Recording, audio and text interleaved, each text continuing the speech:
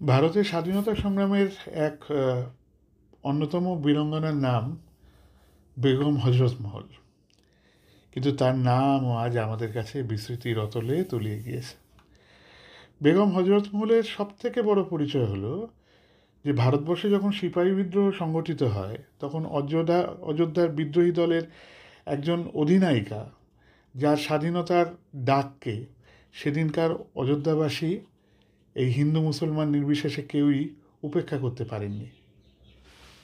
ঊনবিংশ শতাব্দীর গোড়া থেকেই ইস্ট ইন্ডিয়া কোম্পানির অত্যাচারে সে সময়কার ভারতবাসীদের জীবন দুর্বিষহ হয়ে উঠেছিল। ফলে এই সময় কোম্পানির শাসনের বিরুদ্ধে ভারতবর্ষের বিভিন্ন প্রান্তে বিদ্রোহ সংগঠিত হচ্ছিল। আর ঠিক এই সময়ই 1856 খ্রিস্টাব্দে কুশাসনের অভিযোগে ইস্ট ইন্ডিয়া কোম্পানি অযোধ্যার স্বাধীন নবাব ওয়াজেদ আলী শাহকে ক্ষমতাচ্যুত করে কলকাতায় নির্বাসিত করে এবং অযোধ্যা রাজ্যটিকে নিজেদের অধিকারে নিয়ে নেয়। নবাব ওয়াজেদ আলী শাহ কলকাতাতে নির্বাসিত হলেও বেগম হজরত মহল কিন্তু লখনৌ ছাড়লেন না। সেখানে তিনি তার পুত্র ব্রিজিস কাদারকে নিজের কাছে রেখে কোম্পানির এই অন্যায়ের বিরুদ্ধে গর্জে উঠলেন। সমস্ত অযোধ্যাবাসী এই সময় বেগমকে প্রবলভাবে সমর্থন জানালেন। নবাবের প্রতি কোম্পানির এই অন্যায় আচরণের ফলে ইংরেজদের কাছে সমগ্র অযোধ্যা এক বারুদের স্তূপে পরিণত হলো। তার ঠিক পরের বছর অর্থাৎ 1857 সিপাহী বিদ্রোহ শুরু হলে বেগম হজরত মহলের নেতৃত্বে অযোধ্যাতেও বিদ্রোহের আগুন চারিদিকে ছড়িয়ে পড়ল। এই সময় বেগম তার পুত্রকে আবার অযোধ্যার সিংহাসনে বসিয়ে তার অভিভাবক হিসেবে অযোধ্যার শাসন করতে শুরু করলেন। ধীরে ধীরে অযোধ্যাতে কোম্পানির শাসন বিলুপ্ত হয়ে গেল। এই সময়ই 30শে জুন চিনহাটের কাছে ইসলামগঞ্জে অযোধ্যার চিফ কমিশনার স্যার হেনরি লরেন্সের দ্বারা পরিচালিত ইংরেজ বাহিনী অযোধ্যার বিদ্রোহী দলের সেনাপতি বরকত আহমেদের কাছে পরাজিত হলো। এই পরাজয়ের ফলে অযোধ্যার বিদ্রোহীরা লখনৌ দখল করল এবং ব্রিটিশ রেসিডেন্সি অবরোধ করা শুরু হলো। এরপর চলল এক সুদীর্ঘ অবরোধ পর্ব, যে অবরোধ পর্বে ব্রিটিশ রেসিডেন্সির ভেতরে অভ্যন্তরে থাকা মানুষজন তারা একেবারেই বন্দি জীবনযাপন করতে শুরু করলো। তাদের আশাই ছিল না তারা বাইরের জগৎ দেখতে পাবে।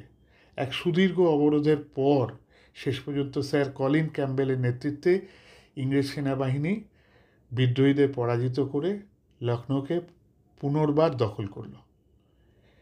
ইংরেজদের কাছে এই বিজয় কিন্তু খুব সহজে আসেনি। বেগম হজরত মহলের নেতৃত্বে বিদ্রোহীরা নারী পুরুষ নির্বিশেষে যেভাবে লখনৌর প্রতিটা রাস্তায় গলিতে ইংরেজ সৈন্যদের সঙ্গে লড়ে গিয়েছিল তা আজ প্রতিটা ভারতবাসীকে গর্বিত করে।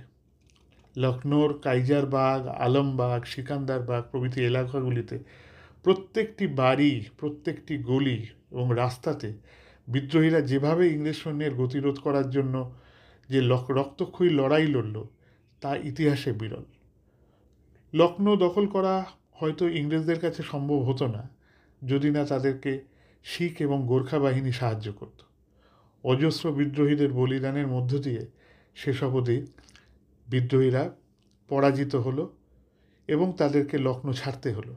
লখনৌর পতন অবশ্যম্ভাবী বুঝতে পারলে বেগম হজরত মহল অযোধ্যা থেকে নেপালের রাজনৈতিক আশ্রয় গ্রহণ করার জন্য চলে যান এবং আমৃত্যু সেখানেই থাকেন। ইংরেজরা বহু চেষ্টা করেও কিন্তু তার নাগাল পেতে ব্যর্থ হয়। শেষ পর্যন্ত 1879 খ্রিস্টাব্দে বেগম হজরত মহলের নেপালেই মৃত্যু হয়। তার মৃতদেহ কাঠমান্ডুতে জামা মসজিদের কাছে এক নাম গোত্রহীন অবস্থায় কবরস্থ করা হয়। ভারতবর্ষের স্বাধীনতা যুদ্ধের এক অদম্য অনুপ্রেরণার নাম এই বেগম হজরত মহল, যিনি ইচ্ছা করলে ইংরেজদের কাছে নিজের স্বাধীনতা বিক্রয় করে অনেক সুখ সম্ভোগে দিন কাটাতে পারতেন, কিন্তু তিনি সেই রাস্তায় হাঁটেননি।